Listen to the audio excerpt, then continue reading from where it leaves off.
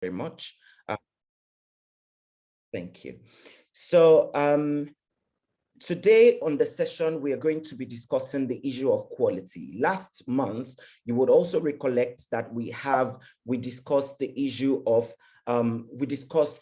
last month financing, the opportunities that are available to our education researchers in Africa. But today we will be looking at the issue of quality. So we're rethinking the quality of education in Africa. Why is this important? A lot of us want to actually do research. We want to get our work out. We want to make our voices heard. We want to make our opinions known. But the question of the quality of the work that we're doing, not even setting a yardstick of maybe Western research or the education of people in the global North, but also in the important bit of the work that we're doing. Is it qualitative enough to actually provide the right solution to the problems that we're identifying? Also, the question of the work that we're doing, is it enough to actually get us the kind of funding, the kind of opportunity that we're looking for? So what is the Education Research Network as a whole? Education Research Network is a community of researchers who are passionate about solving the problems facing educational development in Africa. We're providing this platform for education, educators, scholars, lecturers, students, and every stakeholder who is passionate about improving the quality of education in the continent. As an intellectual hub for learning and sharing, we are facilitating collaboration amongst key stakeholders and empowering education researchers in Africa to lead social change and global transformation. So like I said, the issue of quality in research is very important to the work that we're doing individually and as a group. And we hope that with this session today, you would actually get to learn a lot about how to position yourself as a competent education researcher in this space and to be able to make quality contribution to the development of education in Africa through research, most importantly. I really can't, so right now I can't see a first speaker, but we have a second speaker, and I hope it is okay. Tell me if you can just let me know in the chat box if it's okay to let me, to bring you up at this point, so we can just get started really with this. So I'm just going to pass on the microphone, if it's okay, to Tommy to get us started. So what we've done today is last week, following our conversation last week, we actually realized that a lot of people want to understand how can they position themselves for the opportunities, for the finances. And so we I've decided to also bring Tommy. So Tommy works in the British Council, and she's the regional lead for the higher education affairs at the British Council in Nigeria. So Tommy, if you can just let me know if it's okay to bring you up right away while I follow up. Hi, Louis. Hello, Tommy. Can you hear me? Yes, how are you? We can hear you. Okay, excellent. Okay, so do you want me to go ahead and start? Yes. Okay, switch on my camera. All right. There we go. Oh my goodness. My daughter, so apologies to everyone. My daughter apparently has done some very interesting things to my Zoom account. So apologies for this. Let me try and fix. I'm just going to go ahead and read your profile. So that's fine. Know who you are. So Adetomi Soyinka is the Director of Programs and Regional Lead for the British Council's Higher Education Portfolio in Sub-Saharan Africa. She has over 15 years of experience working in both the commercial and international development sectors in Nigeria and abroad, with 11 of those years spent as program management and designer, program manager and designer in a diverse range of areas, which include international and higher education management and enterprise consulting. She manages the British Council's largest education marketing portfolio in Sub-Saharan Africa and has developed innovative enterprise solutions aimed at supporting and facilitating improved access to education and skills for young people. Our current portfolio focuses on collaborative program design and delivery, working with a range of stakeholders and partners across the public, private, and social sectors in the areas of higher education management skills and enterprise development. Ladies and gentlemen, please welcome Adetomi Soyinka as she leads us in this conversation. So Tomi, over to you. Hi, thank you. And apologies to everyone. I'm sure that you can understand in this world of working from home, where you are sharing multiple devices with different members of your family, how this sort of embarrassing situation might have cropped up. But on the screen, my name is showing as Omomadwa Soyinka, which is actually my daughter's name. But as Louis has very nicely pointed out, my name is Adetomi Soyinka. And as he has said, I work with the British Council based in Nigeria, but working across Sub-Saharan Africa as the project lead or portfolio lead for our higher education program in Sub-Saharan Africa. So very much a generalist. And what was initially agreed with Louis, which unfortunately hasn't worked out quite the way we planned, is that we would have a technical specialist lead this session to begin with, while I come in from the generalist sort of perspective to give you an idea of the work that we do at the British Council and how it factors into, the topic of the day, which is, improving the quality of research within education. So I'll give you just a little bit of a highlight of the work that we do in the British Council and the work that we do in higher education and how it fits into today's topic specifically. So at the British Council, we work to build connections and understanding and trust between people in the UK and the other countries that we're based in. At the moment, we're based in about 19 countries across Sub-Saharan Africa, and we work in different ways, directly with individuals to transform their lives, with governments and partners to make bigger difference for the long term, creating benefit for millions of people across the world. We work with young people. We are passionate about young people. So when we say young people, mainly the people we work with are across the ages of 18 to 35, but you will find other programs that focus on other things or other individuals within different age brackets that don't necessarily sit within the 18 to 35 age bracket. But we work with young people so that they can gain the skills and confidence and connections they're looking for to realize their potential and participate in strong, inclusive communities. So that gives you a broad overview of, the work that we do, the ambition, the strategic ambition of the British Council in general, and what our focus is. In higher education specifically, we've been working historically in this particular area for quite a number of years. But within Sub-Saharan Africa, we've got strong and historical links working in higher education in Nigeria, in Ghana, in Kenya, in South Africa. But in terms of international education, recruitment, marketing, our reach expands beyond those 4 locations. But we build partnerships between the core of the work we do in higher education is to build partnerships between the UK higher education institutions and other countries and support the exchange and mobility of academics, of scholars, of students. We contribute to the development of, the global academic community.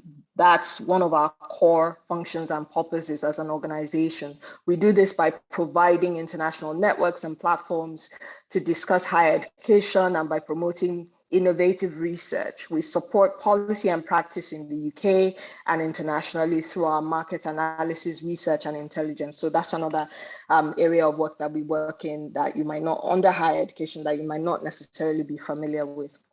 So in terms of Sub-Saharan Africa, our overarching aim looks at, leveraging our networks to support what we believe, to support the development of what we believe is Africa's greatest resource, that's Africa's youth population. And we want to ensure that through our programming, regardless of whatever it is we're doing, that they have access to the skills, knowledge, and networks to be successful in future. This is critical for us.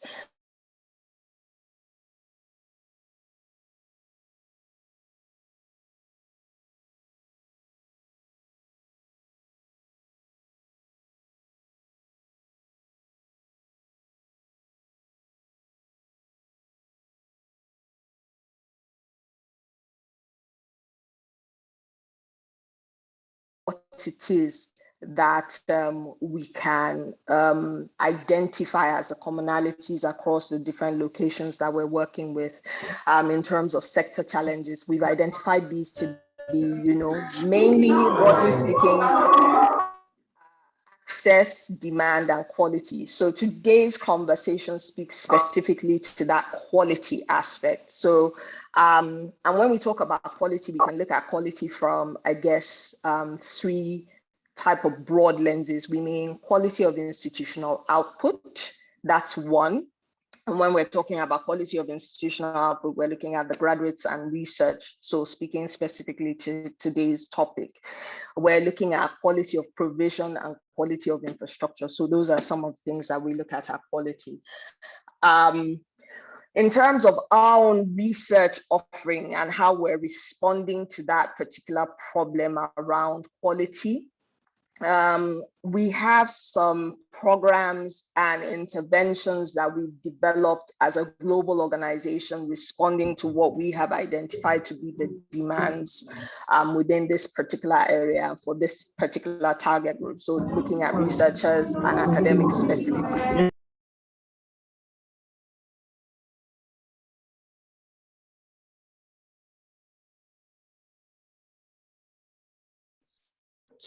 Tommy, please, there was something that happened. I think you just went on mute here. Thank you. Okay, I think somebody probably muted all participants, but that's fine. Where did you lose me? Just at that point, please just go ahead. Okay, so Researcher Links, for example, provides researchers with travel grants and funding for workshops. Researcher Links is run in partnership with research and higher education institutions in selected partner countries around the world. So there are very specific locations where this is run. In Sub-Saharan Africa at the moment, I'm not sure which of our countries still run this, but we used to run it up until about 2 to 3 years ago. Researcher Connect is another offer that we've got. This looks at it's essentially building professional capability. So it's a professional development workshop for early career researchers to strengthen their communication skills and build their capability to engage with their networks and audiences positively. We've got something called Project Fame. So Fame Lab International, not Project Fame, Fame Lab International. It's a science communication competition, which is owned by the Cheltenham Science Festival and is delivered globally by the British Council. So it focuses on subjects or on promoting communication in specific areas like science and mathematics and all of that. And again, it looks at supporting strengthened communication skills, supporting improved engagement with audiences. Again, so you'll see that there's a similar sort of theme running through here.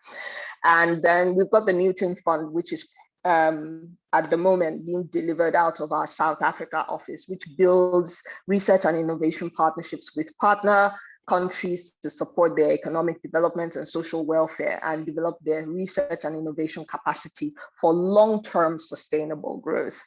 And the last bit that we do here is more of a generic service. So we support institutions who are looking to develop, research themed sort of partnership. So we broker links between institutions in whatever office we're based in across SSA and the UK to, essentially support their, strategic sort of research ambitions.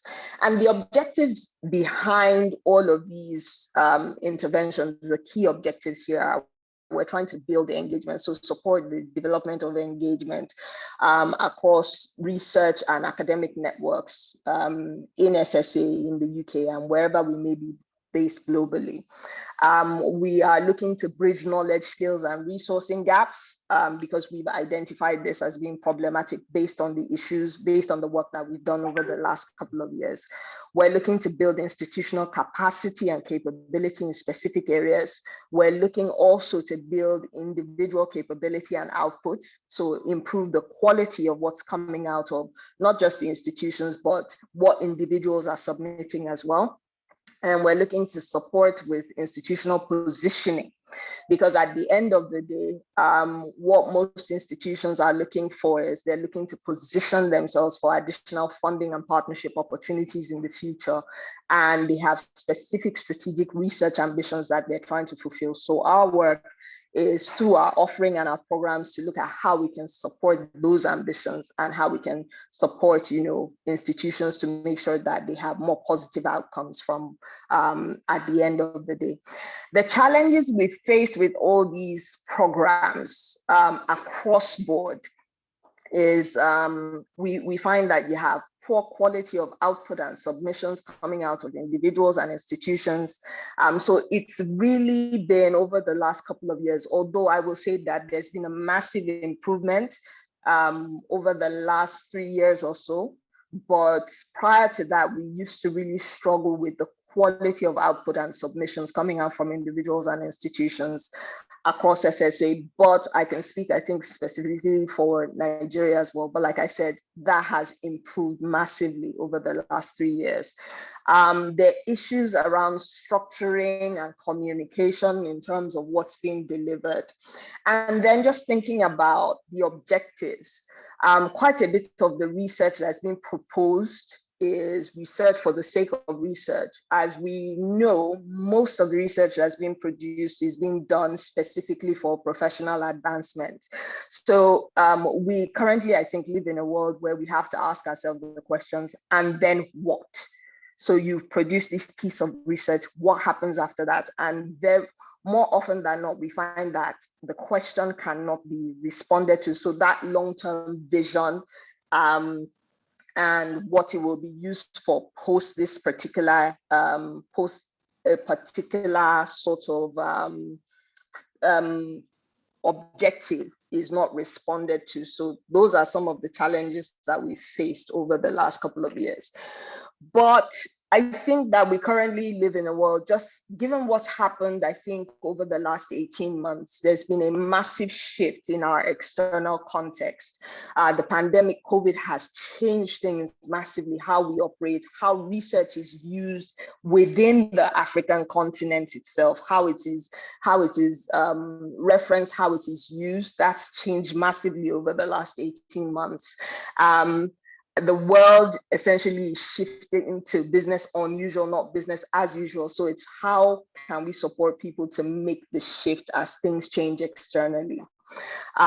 Research, I think, has played a key role and a critical role in the fight against COVID over the last 18 months. You also have a situation where, the traditional roles of universities are being challenged massively. So people are no longer looking for the brick and mortar structures that are traditional producers of knowledge. Universities are being challenged, I think, more and being encouraged to add more value to their local communities and economies by being more responsive to the needs of those communities. So how is your research responding to the needs of what your community, the needs of your community, the communities that you sit in, and how are researchers responding to those needs as well? And what this means in the long run is essentially, it means increased development of research in areas specific, to be successful, for things to change, for things to, for the quality, for us to get the quality of what it is we're looking for improved quality of research. It means we need to get to a place where there's increased development of research in areas specific to the needs of communities and critical sectors of the economy. So how do we ensure that the research that's being produced is tailored specifically to those needs? It means institutions and individuals, so researchers, need to be more proactive and targeted in terms of what it is that they're developing. It means institutions essentially need to shift and get to a portion or a place where they're more entrepreneurial in nature. So we need to develop a culture of entrepreneurship and innovation within universities that might support, the future commercialization, for example, of R&D, and in the long term support the sustainability, future sustainability of institutions.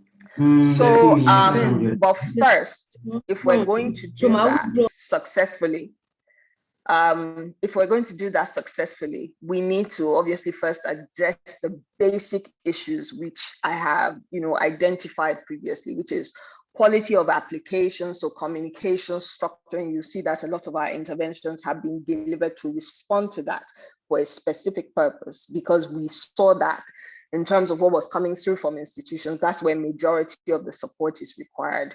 We need to support institutions in thinking about what they want, how they define partnership and how they position themselves for partnerships.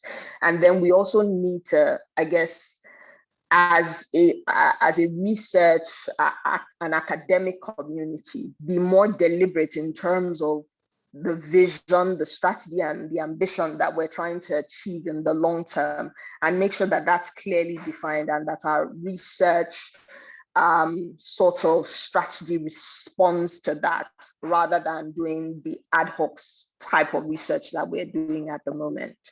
And Louis, that's it from me. I don't know whether the other speakers here now. Thank you very, very much, Tommy, for that wonderful, wonderful presentation. And I think what the angle that you've come from is also very important, because I mean, the idea of what we wanted to do was to get started with the academic point of view in terms of what do you need to do and what not to do. But I think somehow the universe has been smiling on us, bringing you in to bridge that gap from the conversation that we had last month to the conversation that we're going into now, because last month we were talking about the issue of financing, we're talking about positioning, we're talking about the relevance in the society, and then you've talked from the perspective of all the amazing things that you're doing at the British Council, up until talking about how there's been like a bit of challenge in terms of the quality of the submissions that you've gotten. And then you went on to talking about how that is important to improve.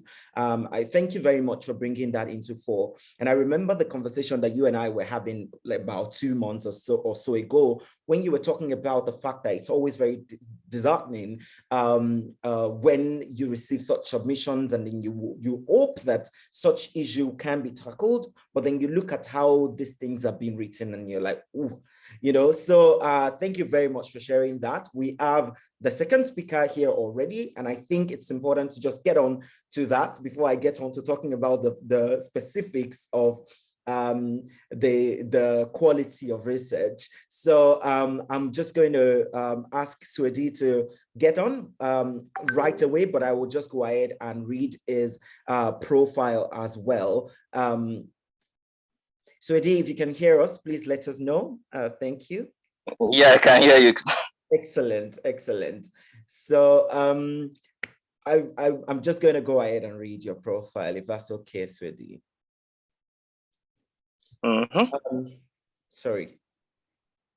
Oh, okay. So this is just part of the issues that we have with technical. So my system has decided to keep loading, but that's okay, because I can talk about Swedi. Swedi is someone that when I started my master's, I heard a lot about, and it was just very interesting to have, he's done the course that I did and graduated about a year before me. Then beyond that, he's gone ahead to editing a book that has, been incredible in education advancement, education development, with so much specific focus on issues that all of us are interested in tackling. And I remember that you also get a lot of people involved in the work that you're doing, and in terms of writing and publishing. So I'm just going to go ahead. Thank you, Swedi. I'm sure we're going to get an idea of why he's wearing a cap. So Swedi Veshima Agema is a multiple award-winning writer, researcher, development worker, editor, and cultural activist. He graduated with a master's in international education and development distinction at the University of Sussex, where he was a Chevening Scholar. A president where it was a Chevening Scholar, president of African Writers and curator of Black History Month for the Student Union. Suedi is currently the chief executive of Savage Books and Publishing, a part of Savage Integrated Services Limited, executive director of the Savage Literary and Development Initiative, and also the convener of the Benue Book and Arts Festival. Suedi is on Nigeria's Writers Award, 100 Most Influential Nigerian Writers Under 40, 2017 and 2018, and EGC's Top 50 Contemporary Poets Who Rocked Nigeria 2013 to 2018. I'm sure he's still rocking Nigeria. So these research interests include post-colonialism, education in conflict, IDP education, the eating curriculum, menstrual hygiene management, WASH, and modern literature. Ladies and gentlemen, please help me welcome Suedi again, ma'am.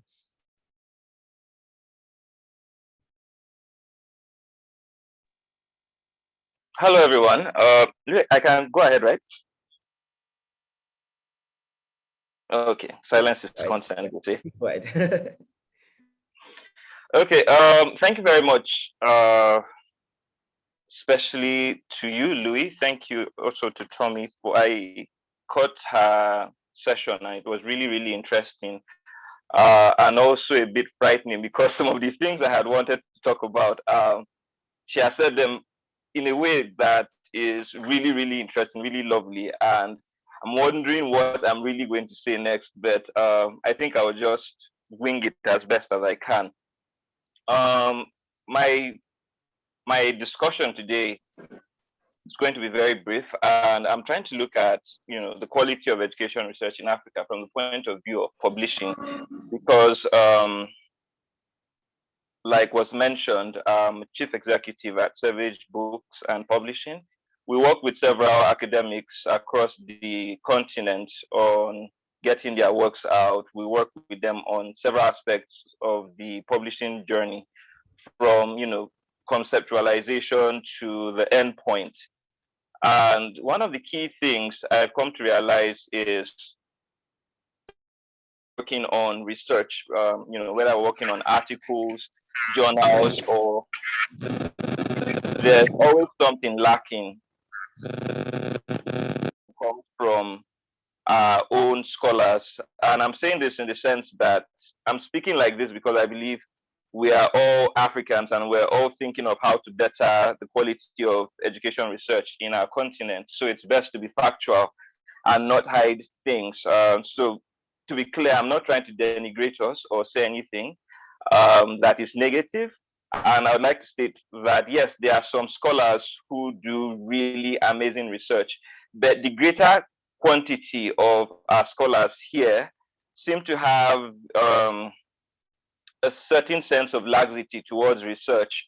It's almost as if when we're assessing these papers that have been, in quote, peer reviewed and everything, it's almost like this has not gone through any thorough reading or anything of the sort. And we did an investigation into this. I don't know about others. Please help us to readjust it. Hello, can you hear me? Yes, please go ahead. Yeah. All right. Yeah. Okay, so basically we did our investigation, we commissioned some research into this, and what we realized was most scholars here basically try to do their research for promotional basis. And it's something that has really, and I'm talking from the point of view of university research, because most of the researches we have here are done by university lecturers. And of course, increasingly, we are seeing NGOs commission researches, we're having think tanks and more individuals getting into the fray. But the key thing has always been that it's almost as if our scholars here are just trying to tick the boxes to do the barest minimum, such that in the end, when you compare our work with the works of others, that's others in the global north, in Europe and in other places, there's always that disparity. And the interesting thing is, these same people, when they move out of our continent to other places, when you get to see their work, when you get to see what they are producing, you're usually marveled. You're usually so shocked.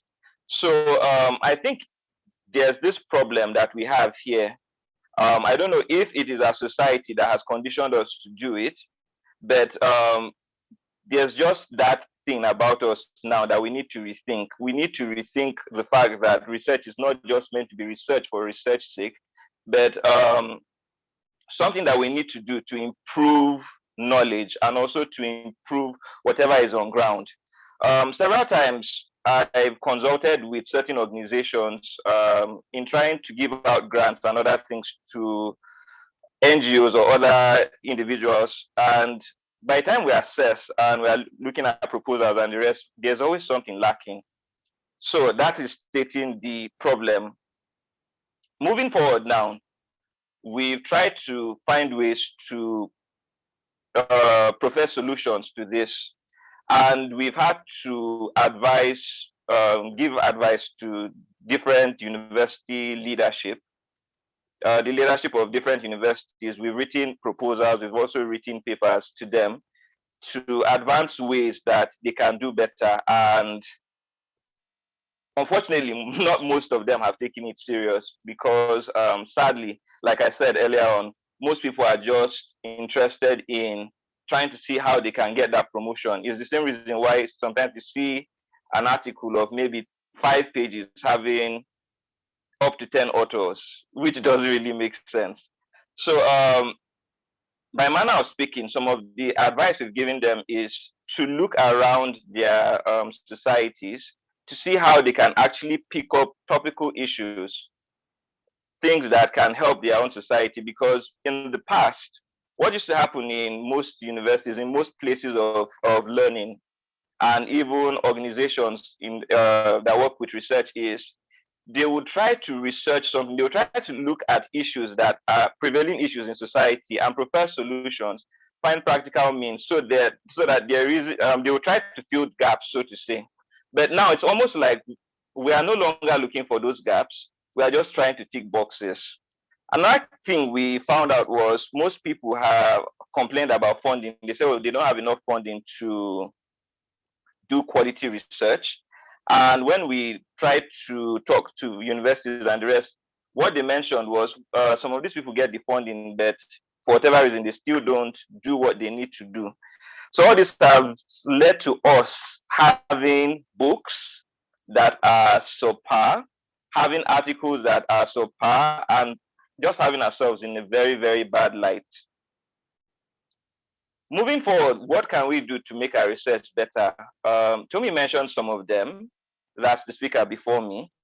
And they include being more deliberate about what we are doing. We need to get to that point where we are not just researching for researching's sake. We need to get to that point where we are putting all of our hearts into whatever it is we are doing. I've always been of the opinion that as individuals, as scholars, we have a strong basis to be able to transform our society. There are things that we can write, there are things that we can bring out that people will key into. Several organizations are looking for CSR programs, they are looking for various things that they can implement, but they can't really find them because there's that gap between the theory and then the practice. So it's my strong opinion that if our scholars around can put their hearts into it, if they can even invest more into their craft, investment in terms of time, ensuring that they read far more books, which is another issue, because again, if you look at some of our researches, you discover that the quotations are from 1950 this, 19 this and that. If they can have more current research materials, if they can take time to use the internet, because I mean, most of these things are on the internet, if they can look for funds or even decide to pull funds together and have a central repository of knowledge that they can key into, it would actually help us too. I also think that our researchers need to spend more time on the editing process. It's something that sometimes they take for granted. If they can have more peer review, if they can actually pay for editing, because editing is something that is very, very important. No matter how good your work is, once it gets out and it has, the missing T's that are not crossed and the I's that are not dotted, it's going to say a lot. And if we do this, I do know that we are going to be in a far better place. And when we get to the publisher's door, we wouldn't give them so much headache. I think the last thing I want to mention is the spirit of adventure. I would like to suggest to a lot of scholars that they should be a bit more adventurous in terms of seeking out opportunities. Because if funding is an issue, there are lots of people that would be ready to fund researches, particularly if you look into their interest. Last month, when we had this session, one of the speakers, Onyion Kocha, spoke about various organizations and their interests. So we do know that the British Council, for instance, has certain goals, they have certain key themes that they are usually interested in. We know that certain ministries, like the Ministry of Health, will be interested in things related to health and the rest. So as scholars, what we can do is to actually look for these themes that these people are interested in and write proposals. There are gaps in society, lots of gaps, there are lots of problems in society. And if we can start writing on these things and give proposals, we'll find out that there will be people who are willing to sponsor them and will be paid for our output, and hopefully to give us the inspiration to do far better. I think that's basically what I would contribute. And if there's any question relating to what I've said, or even the publishing process generally, I'll be very happy to add to it. Thank you very much, Louis.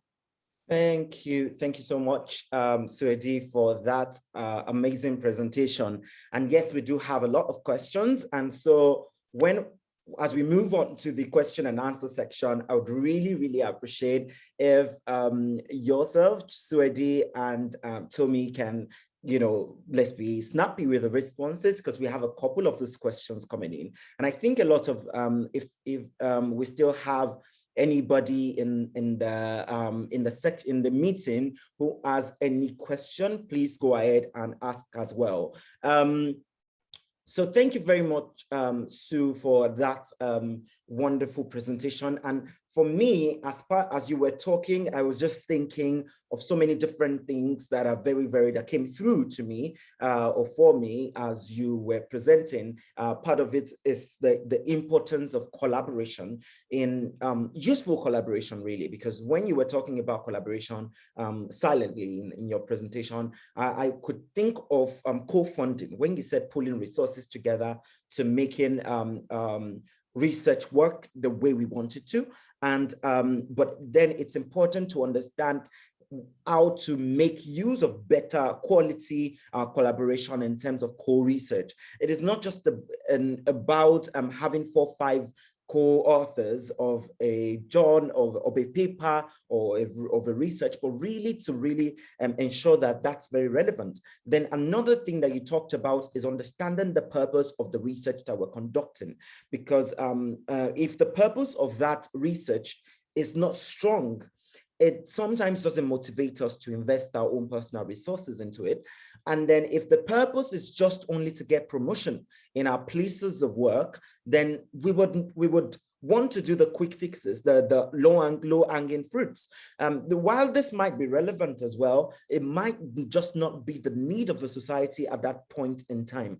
And I think one other thing that I also wanted to add to that point of collaboration and purpose is the fact that we as African researchers need support system. If there's something that I personally think I need as a person in order to get better at what I do, it is the support system, the fact that I can come to meetings like these and get further encouragement and get more inspiration and listen to more speakers and mention so many things in the chat comment section. That support system will keep us going especially when the road gets tough. The other thing is the role of mentorship in education research, because a lot of people need that sort of mentorship, people that we can look up to, people that you can constantly talk to. Yesterday, I was speaking to one of my academic mentors, and he was talking about how his academic mentor, had also walked him through the journey. And you see the kind of work that this man churned turnout. You'll be really, really impressed at how qualitative they are. So now landing on that being qualitative, I'm going to take the first question, and I'll be happy if our two speakers can turn on their videos. I've pinned you on the screen so everybody can see you. So the first question is on the issue of quality. We talk about quality, and I mean, I would really hope that we don't take this in the theory, critique of theory aspect, but there's a question that says, who determines, I don't want to take the first part of the question, which is what does this quality actually mean? Because Tommy talked about this quality at the beginning of our presentation. But this question says, who determines this quality, or what organization or what country determines this question? I would hope that we're not looking at it from the angle of globalization or modernity theory, which can take an entire lecture in itself. But who determines this definition of quality, and how do we validate the quality of our research? Okay, is Tommy going first, or do I just I think maybe so. I'll let you go first. I'll let you go first. Yeah. Okay. Let me just go quickly. I think it depends. First of all, he who pays the piper, I mean, dictates the tune. If it is British Council that is sponsoring a project, then whatever they say is quality is quality. But there are usually set standards for organizations.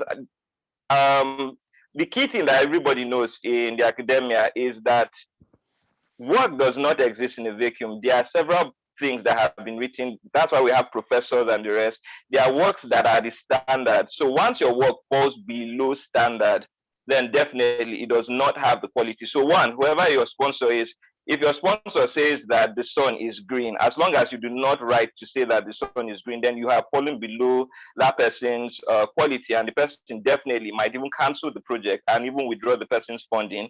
Then secondly, if you're in the academia generally, there are set standards. If you do not meet the standard of what has been put out there, or you try to bring something that does not make sense, like for instance, now you're writing a paper and your argument is on me to say that I'm wearing a cloth, and what you say is, oh, what I'm wearing here is actually a green shirt.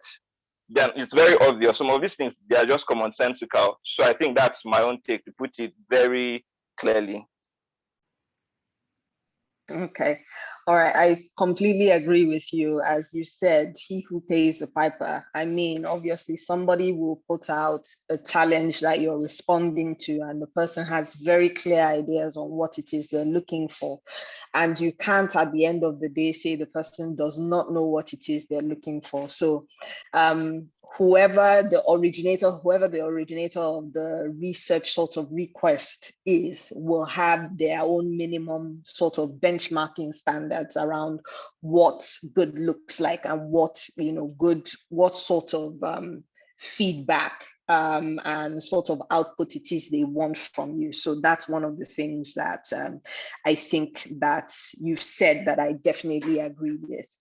Hopefully, one of the things I think that we do, and maybe other organizations probably do, and hopefully if they don't, is good practice, is a clarification sort of session, which is, at the end of the day, if you do put out a call or a request for something, you can bring together members of the research community, academic community that might want to respond to this, so that they can ask whatever questions it is they have around, the work it is you want produced. And so it's clear you have a sort of equal footing that everybody is starting from. This is one of the things we try and do as an organization when we put out a call or a request for a piece of research, to do sort of a clarification session, so that researchers, academics, consulting organizations can ask all those questions, and everybody's clear on what good looks like, on what the minimum standard looks like, and they're clear on the brief. And that would be the starting point. So that would be my response. Thanks. Thank you both very much for that response.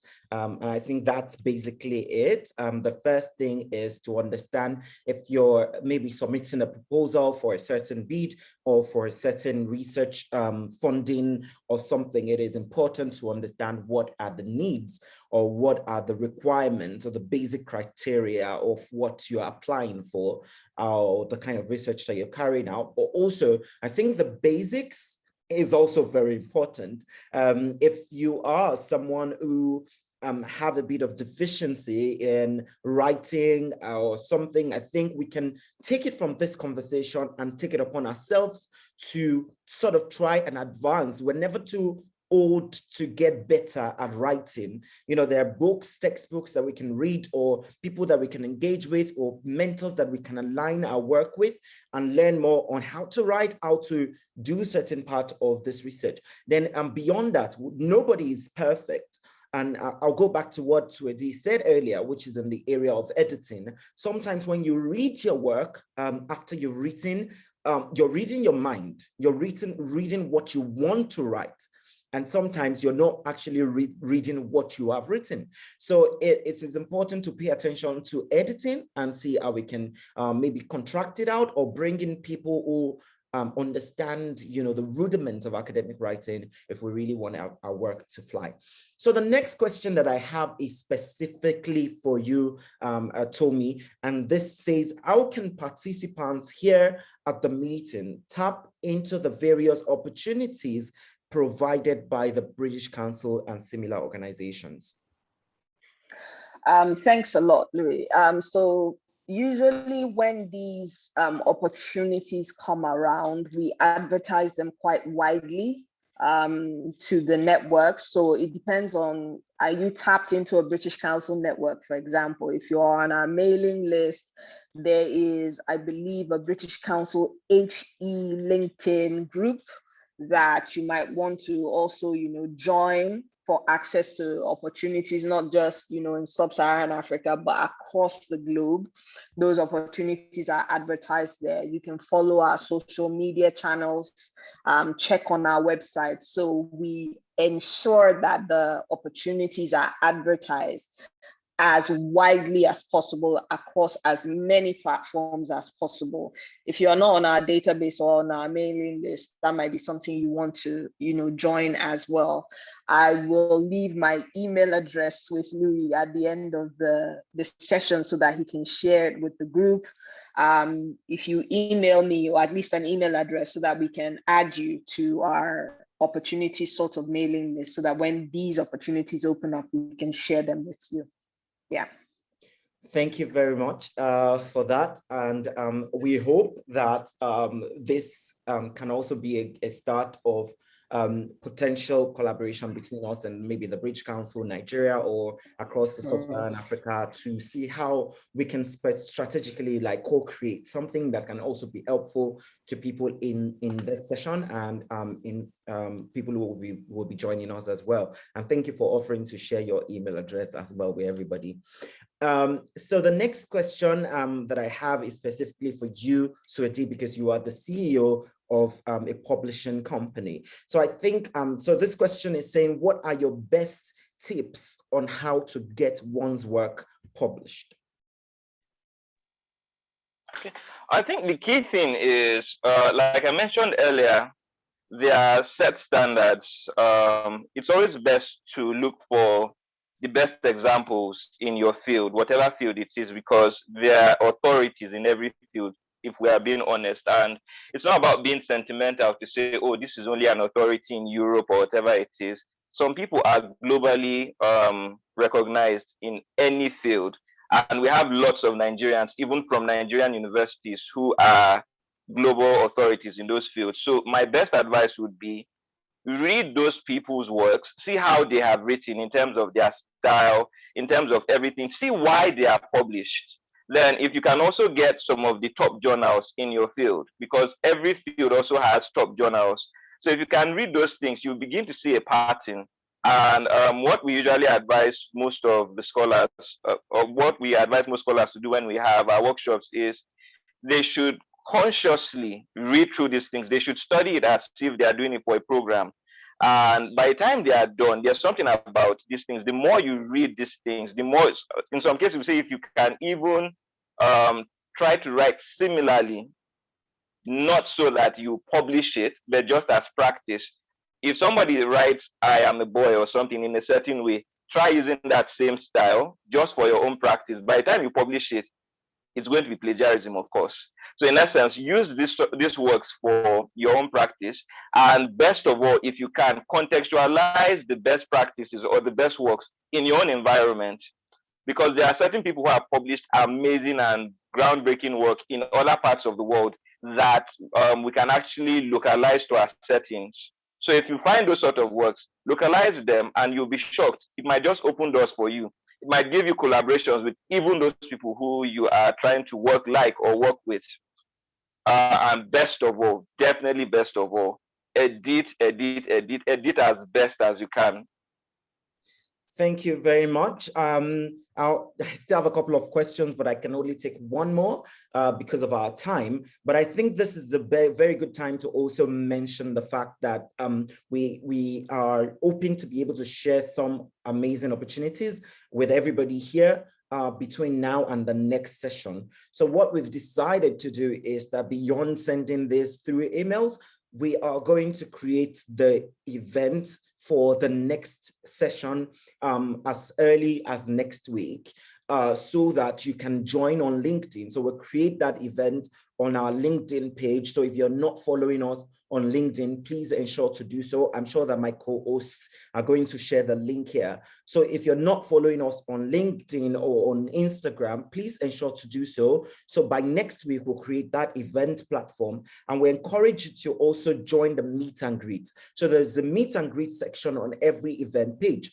What that means is that you can join that chat channel or functionality where you can begin to exchange ideas. There we're going to be talking about different opportunities from time to time. And when is the next meeting? The next meeting is going to be on Thursday, the 23rd of September. So it's going to be the same time, 12 o'clock GMT, 1 p.m. Nigerian West African time. It's going to be on Thursday, the 23rd of September. And I think this just, I wanted to talk about this in the area of publishing. What we're hoping to look at is specifically on getting your work out of your desk, really how to get your work out of your laptop. We are doing a lot of this research. We're doing a lot of writing, but how do we get it to the eventual readers? How do we make sure that our policy recommendations are getting to the stakeholders who need it, who to get to the government? How do we ensure that our research is being published in both local and international journals? So I would really like you to look out for those emails as they come in shortly. So thank you again for that. I'll just take this final question, and I would like both of you to take this question within the shortest possible time. And if you can, also add your final words. So this question says, how can we mobilize better support for quality research in Africa? So I think it's just a good way for you to give your final thoughts. How do we collectively continuously mobilize support for quality research in Africa?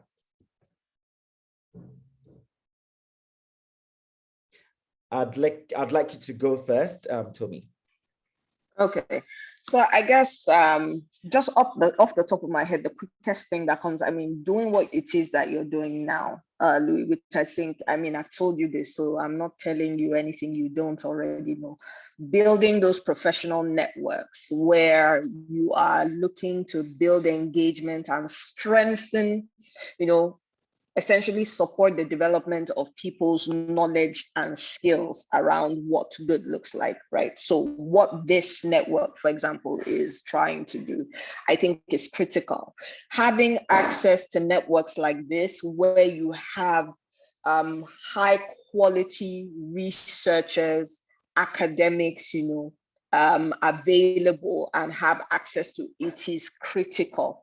And then exposing the work, or at least providing a platform for, you know, I think the next step to what it is that you're doing now, again, we've had this discussion, is one, we build the network. That's one thing. We build capability. That's the next thing. The next, I think, portion to that is how do we build exposure for the high quality type of work that's being produced by this particular network. So it's that. So join a network that helps to build your capability, helps to build your engagement, and then, you know, within that network, try and develop a means or a platform that provides you access to opportunities, access to market.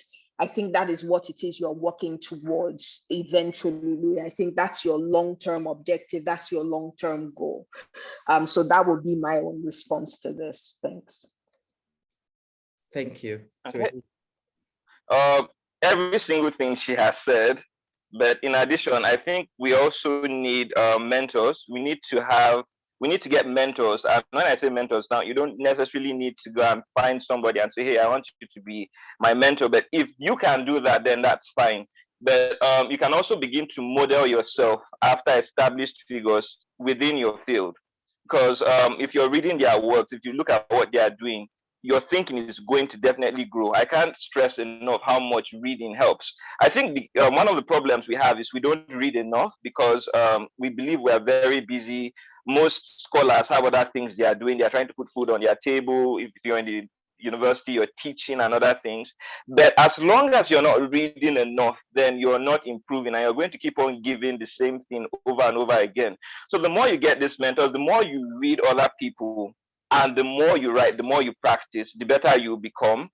And if it's possible to have a circle of quality research friends or fellows, however you decide to call it, have your peers who you can collaborate with, who you can share ideas with. And by the time you're doing this more and more, you discover that there's something that is just happening to you. You're challenging yourself. Because one of the major problems we have is we do not challenge ourselves enough. We have to learn to challenge ourselves. If you've written something that you think is good, give it to the harshest critic. Let the person show you what holes there are and keep on improving, keep on reading, keep on seeing how you can put yourselves out there. If there's a way for you to even have a virtual space, you know, whether you have a blog or something and you're putting your works out there, reaching out to people, also getting them to comment on your work, getting constructive feedback, then it would help. And in addition to all of this, what we mentioned earlier, looking for gaps in society, looking for those things that are wrong, just finding a way to do something. Because the more you research on the prevalent issues in society, the more you get noticed, because the world is tired of hearing about problems. The world is looking for solutions. So if you can look into these things that people have not seen before, if you can bring in new ideas, creative ideas for them, and prefer solutions, or you'll be well sought after. So it doesn't matter whether you're an amateur or you're a professional. The key thing is better your skills, look for these solutions, and say it in the best way possible. Clean it up, because as long as it's not good enough, no matter how good, no matter how how qualitative in quote you've written, no matter how in-depth it is, as long as, you know, spellings are wrong, it's looking haphazard and the rest, people will not be interested. So if you can get your thoughts properly, get your people to it, you know, get editors and everything, fine-tune it, then, you know, things will definitely for all of us. And thank you. Thank you very much, Swedi. I can see your Tommy wants to add something, so please go ahead. Thank you. Just one last thing, and Swedi, I think, said everything. So that whole piece about being a solution provider, I think, is one bit that's still missing in terms of our thinking. There are so many opportunities to commercialize research, and I don't think people are necessarily looking at it from that lens yet. And I think it's something that people need to start thinking critically about. The opportunities are there. Be a solution provider, you know, find opportunities for yourself to provide solutions to problems already existing within your community through your research work. That's the way you build your capability, build your reputation. So don't think about research specifically from, you know, a professional development and growth perspective. There are commercial opportunities also available for you know, from addressing really specific issues. So I want people to really think about that, because I don't think those are things that, or at least I don't think people are thinking about it from that lens enough. So that would be my final bit. Thank you. Thank you so much, Swedi and Adetomi, for this wonderful, wonderful session. I like the fact that the Swedi's thoughts also like answers or re-echoes the word or the comments that we got on the chat box as well, which is really in the area of mentorship for up and coming or emerging researchers. And someone talked about action research, which is really important in tackling exact issues that we're facing and providing live solutions to them as well, which is also in furtherance or to also re-echo what Tommy also just talked about, solving the problem in the society and preferring solutions. So I really want to thank you both for this wonderful session. If you've enjoyed the session, please also help me appreciate our two speakers in the chat box. That would be amazing. So thank you, Tommy. Thank you, Swedi, for this wonderful session. I also want to specifically thank everybody who has joined us today, especially, and again, those who joined us last month and have joined us again, and are already looking forward to the next session, because I am particularly looking forward to the next session as well. I hope you will join us on Thursday, the 23rd of September, as we come again with another wonderful session. If you have missed the last session, please go on our YouTube channel. We've uploaded that on there. And this session has also been recorded, and we're going to upload this session there as well.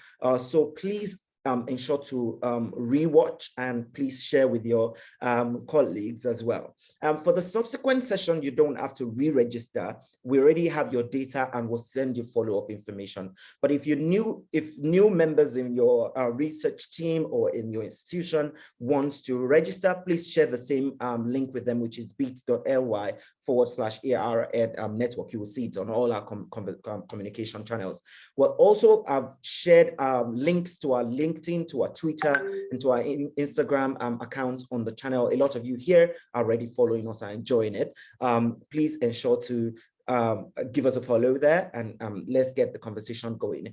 Finally, I want to appreciate all members of Advantage Africa, Victor, Joel, Arinze, Dominic, Wale, and of course myself for working together to making this happen. I wanted to also mention the fact that my mentor, who had been my mentor since I was in SS2, was on this channel on this discussion earlier. I don't know if he's still here, Dr. Joshua Awesome, who's doing an amazing work in transforming Africa. You would hear a lot more about him in subsequent sessions, and how you can also tap into the work that he is doing. So thank you all so much for this wonderful session. I hope you've enjoyed it. We have enjoyed it.